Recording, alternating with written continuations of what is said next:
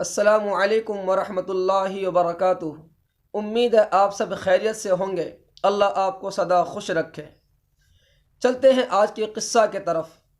100 آدمیوں کے قاتل کی توبہ۔ بخاری شریف کی روایت میں ہے کہ بنی اسرائیل میں ایک نوجوان تھا جنہوں نے 99 کو قتل کر چکا تھا۔ اس کے دل میں خیال آیا کہ شاید میں توبہ کر لوں تو اللہ مجھے معاف کر دے گا۔ وہ ایک ان پڑھ کے پاس گیا اور کہنے لگا، میں 99 کو قتل کر چکا ہوں، کیا اللہ مجھے معاف کرے گا؟ اس نے کہا، نہیں، تم 99 کے قاتل ہو، اللہ تمہیں معاف نہیں کر سکتا۔ اسے غصہ آیا، اس نے تلوار نکالی، اس کی گردن پہ ماری اور کہا کہ اب میرے نام 100 قتل ہیں، یعنی کہ اپنے نام پہ کیوں نہ شتک پوری کر لیں۔ خیر، اسے 2 قدم چلنے کے بعد پھر دل میں بات آئی کہ شاید اللہ مجھے معاف کر دے گا۔ وہ ایک عالم کے پاس گیا، ایک اللہ کے ولی کے پاس گیا۔ اس نے کہا، میں 100 انسانوں کو قتل کر چکا ہوں، کیا اللہ مجھے معاف کرے گا؟ اس نے کہا، بیٹا کیوں نہیں، اللہ غفور الرحیم ہے، تم سچے دل سے توبہ کرو گے، اس عادی زبان سے ایک دفعہ سچے دل سے یوں کہو گے، اللہ میری توبہ، اللہ تمہارے سارے گناہوں کو معاف کر دیں گے، لیکن اس کے لیے ایک شرط ہے۔ اس نے کہا، کیا شرط ہے؟ اس نے کہا، تمہیں سچے دل سے توبہ کرنی ہوگی اور تمہیں اس ماحول سے نکل کے کسی اچھے ماحول میں جانا ہوگا جہاں پہ نیک لوگ رہتے ہیں۔ اور اس نے ایک بستی کا نام بتایا کہ فلاں بستی میں چلے جاؤ، وہاں اللہ کے ولی رہتے ہیں اور تم وہاں جا کے توبہ کر لو، اللہ تمہاری توبہ قبول کر لیں گے۔ اس نے کہا، یہ شرط مجھے منظور ہے۔ خیر، وہ چل پڑا۔ جس بستی کا نام اس عالم نے کہا تھا، اس بستی کے طرف وہ نوجوان چل پڑا۔ چلتا چلتا راستے میں بیمار ہوا اور وہ زمین پر گرا۔ یہاں تک کتابوں میں لکھا ہے کہ وہ رینگنا شروع کر دیا، گھسٹنا شروع کر دیا، اور موت کا جب جھٹکا لگا تو وہ لپک کے چھلانگ لگائی اور آگے جا کے گرا۔ ان کا دونوں ہاتھ آگے پھیلا ہوا تھا اور وہ اللہ کا پیارا ہو گیا، یعنی کہ اس کی جان نکل گئی۔ اب اللہ تعالیٰ نے دوزخ کے فرشتوں کو بھی بھیجا اور جنت کے فرشتوں کو بھی بھیجا۔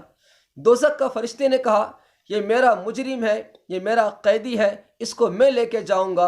اور جنت کے فرشتوں نے کہا، یہ میرا مہمان ہے، اس نے توبہ کی نیت سے نکلا ہے، پیچھے اس نے کتنے کو قتل کیا اس سے کوئی مطلب نہیں ہے، اس نے اللہ کو راضی کرنے کے لیے، توبہ کرنے کے لیے یہ گھر سے نکلا ہے، یہ میرا مہمان ہے۔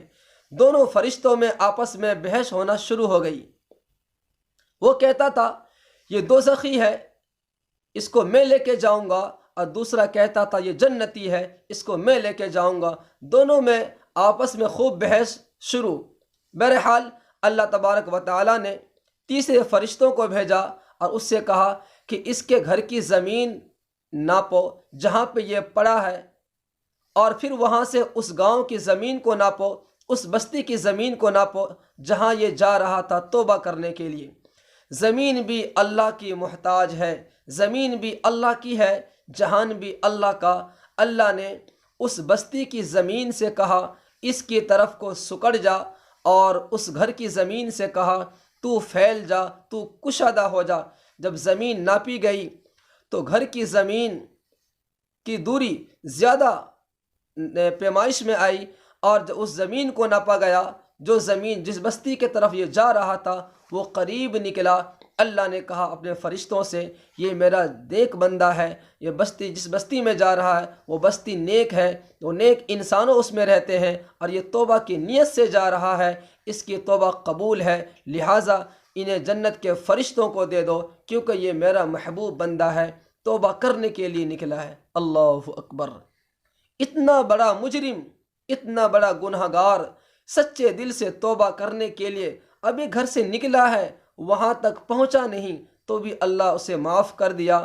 ہم تو آخری نبی کی امت میں ہیں، اگر ہم سچے دل سے توبہ کریں گے، خدا کی قسم، اگر آپ آدھی زبان سے بھی اللہ سے یوں کہے، اللہ میری توبہ، ہماری ماں بہن یا ہم میں سے کوئی کتنا بڑا مجرم، کتنا بڑا گنہگار کیوں نہ ہو، جب سچے دل سے وہ توبہ کرتا ہے تو اللہ اسے معاف کر دیتا ہے۔